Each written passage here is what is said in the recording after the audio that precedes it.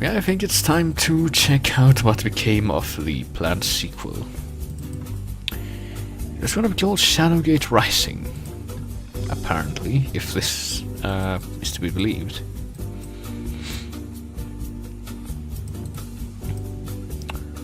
And let me see.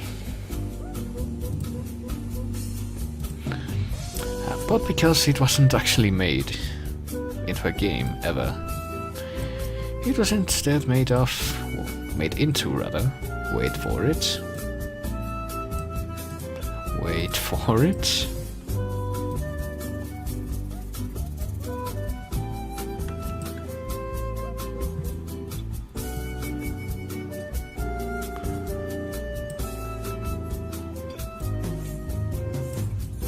Wait for it. Into this thing which I made. I need to make this a square, I forget. Since it wasn't made into a game, it was made into a comic. So this is gonna be me narrating Shadowgate Saga Raven, which is actually, I think, supposed to be called Beyond Shadowgate. Oh, not Beyond Shadowgate, Shadowgate Rising, that was the original title for this. Where is the monitor capture thing?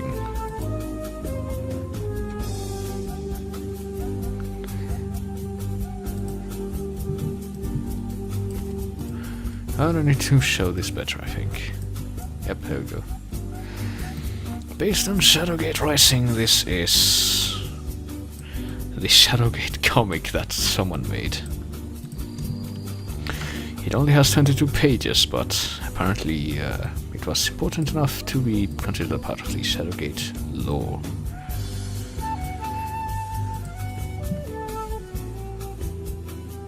Dreamer Aramond. Who is this guy with the white hair? He's being called to the forest because these people captured a Minotaur.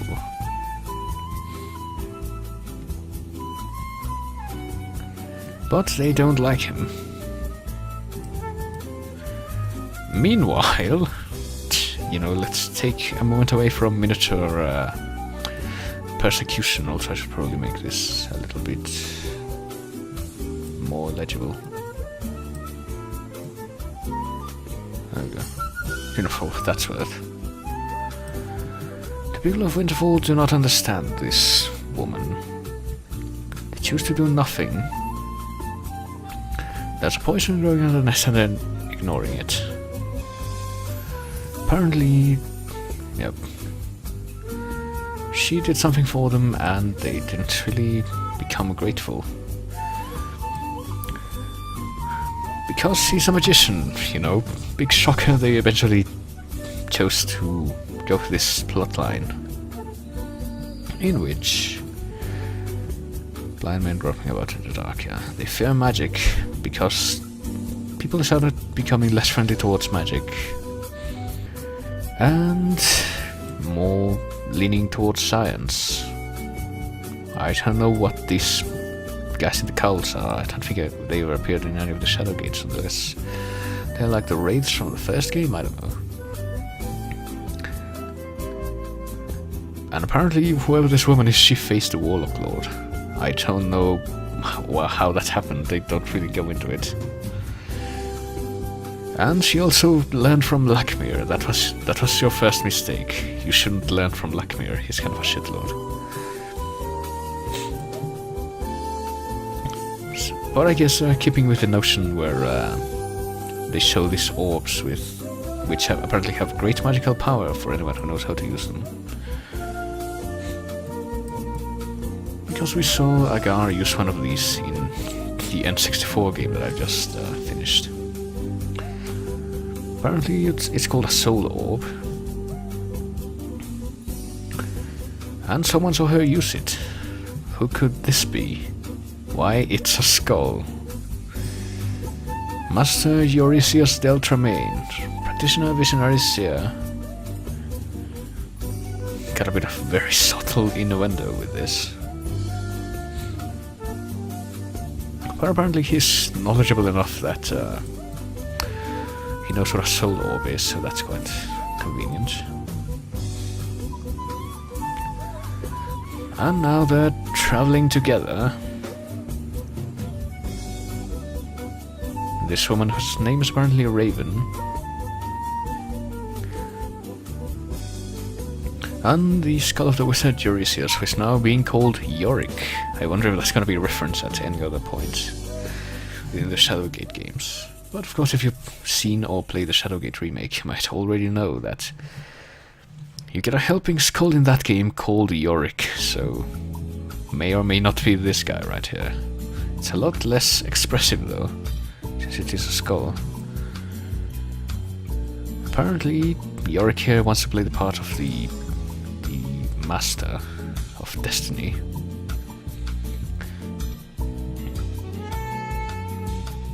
And he knows that she's a descendant of Lakmir. I don't know how that works.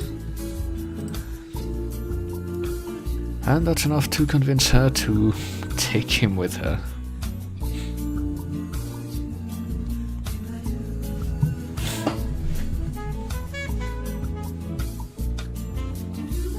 She comes from some place called Winterfall. I don't think that's ever referenced. I mean, I remember this old map of that you get at the end of the first Shadowgate, but I don't see Winterfall anywhere in here. I don't know if that was ever name dropped at any other point.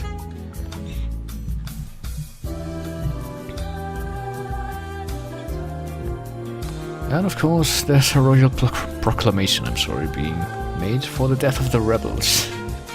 Wonder if this seems familiar to anyone. And anyone who follows the ways of magic is a rebel. Who is now hiding out from the law, such as the Minotaur. So, remember the Minotaur. Oh wait, there's a quick reference being done by Yorick there. Apparently Yorick was there when the behemoth arose and who witnessed its destruction by Jer. That's a bit of an interesting claim. So anyway, back to the Minotaur, which is being persecuted.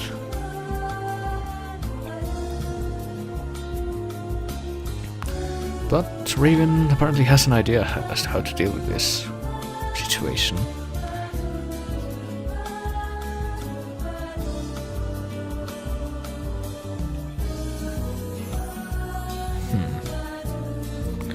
And the answer is going to be magic.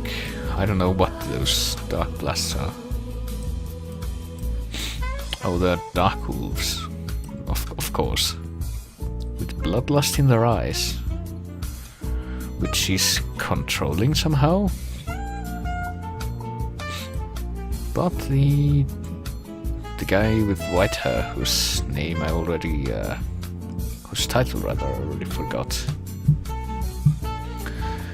Is apparently staying behind. Staying behind. Oh boy. And I thought my sore throats were over, but I guess not. Naturally, he denounces Raven and magic because he's one of the people who hate magic. He's the dreamer, apparently.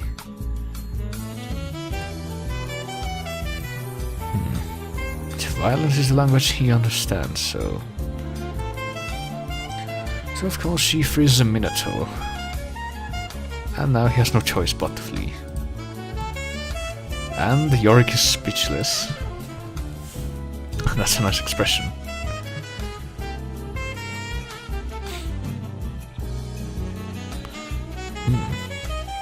Yeah, apparently the Minotaur's name is Boethius.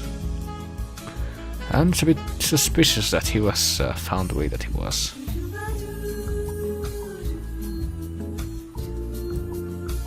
And now they're traveling together to a place. Yeah, that's fairly suspicious, I have to say. He was discovered by the Brotherhood. Yeah, that doesn't sound fishy at all. Apparently they're planning to restore the old ways of magic, which were destroyed by the pretender Elrith, who ascended to the high throne in Gwynenthal. And if I recall, Gwynenthal is like the capital city of Kal Torlin, so I guess he became king? I don't know. And we get another reference to the Four Orders, who were first mentioned in Shadowgate 64, the Orders of Chaos, Order, Life and Death. And I recall the people from the Order of Chaos making up a lot of a big mess. But for some reason there was a bigger stigma against death. And now they all live in Shiltarbal, the ruined city of the ancients, rather. Shown here. State of disrepair, but still, it's being slowly rebuilt. Elrith's gonna find them eventually, but they're gonna be ready, it seems. And all of her questions will be answered by this guy, Garon. I have no idea who he is.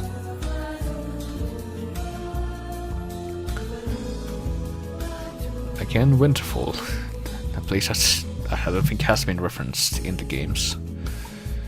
Apparently that's where she fought the Warlock Lord. Yeah, they're not going to go into detail about that. I guess it's kind of something you have to take their word for. Apparently Raven here fought the Warlock Lord at some point.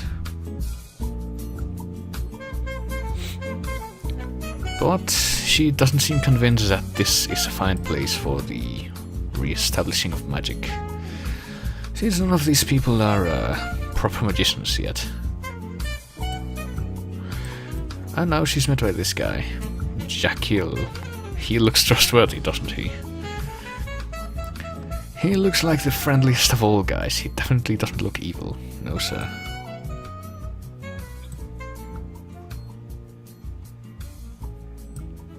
Tyree Jackil, Captain of the Order of Death. Yeah, that's the best title that anyone could have in this universe.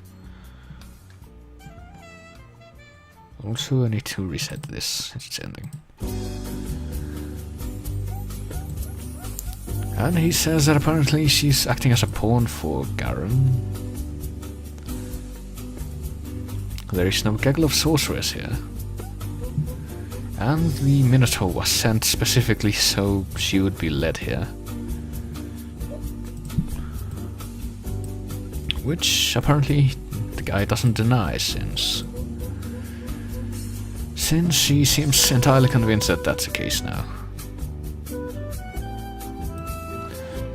And of course Yorick saw that coming, but she didn't. Yorick, our old 600-year-old wizard skull wisecracker character. And sure enough, she thinks everyone here is a zealot who only wants the guy off the throne and doesn't actually care about magic. And I've seen no reason not to believe her, really.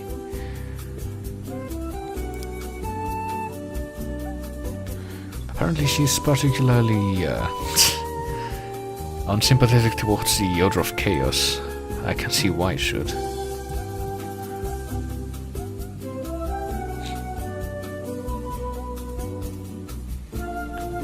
But apparently she can hold her own, as shown in the last panel here. Just blow everyone the fuck away. Oh, bit of a spoiler there, but yeah. After that, she's attacked by that guy. The guy who's definitely not evil. And he doesn't want Garon to use her because he has his own ambitions. You know, big shocker. And apparently he's the one that sent the people to get captured by the Minotaur. To capture the Minotaur. Thought that they were going to do a better job at killing them, but that was not the case. But the Minotaur himself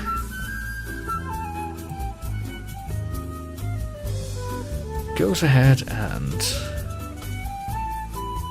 saves her, because why not? This gets better by the minute. And he's not gonna lie anymore, he says. That's quite nice. But unfortunately, Elrith must be stopped. But just as they're talking about that, Elrith arrives. So they've been found out by the same guy who wants to kill them all, to kill all the magic advocates. And just as that happens, it ends. That's it. that is the end of the comic. This was Shadowgate Saga Raven. I can't wait for Shadowgate Saga for Shadowgate Origins Lakmir to come out. It's gonna be the most boring movie of the year, the most boring issue of all. So of course that was a thing that was made. Instead of a game which they didn't have time to finish, or the resources to, since, you know, they were going to make it for the N64.